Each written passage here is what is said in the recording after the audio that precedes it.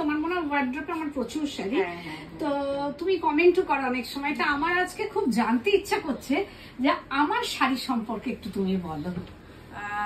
আমি তো এখানকার মানে বলতে গেলে একদম পার্মানেন্ট কাস্টমার।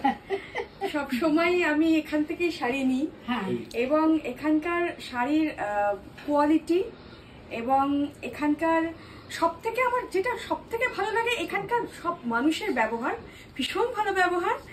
যেমন সুন্দর ব্যবহার তেমনি সুন্দর শাড়ি, আর শাড়ি দেখে পাগল হয়ে যায় একদম। মানে যতগুলো শাড়ি যেগুলো দেখানো হয় সেগুলো তো খুবই সুন্দর, কিন্তু এখানে বুটিকে এসে কেনাকাটা করলে আরো বেশি মানে ভ্যারাইটিস দেখা যায়, যার জন্য আমি এখানেই চলে আসি, আরো ভ্যারাইটি দেখতে পাই। এবং যখন যেটা পছন্দ হয় সঙ্গে সঙ্গে মৌসুমী থেকে বলে দিই আমি কিন্তু এটা নিয়ে নিলাম, আর তুমি নিতে এসে আবার বুকিং করে ফেলি।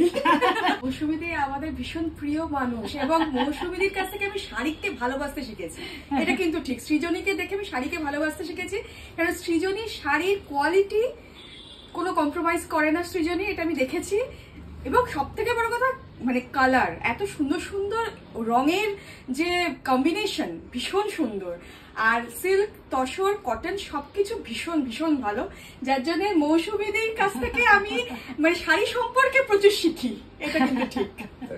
Thank you so much.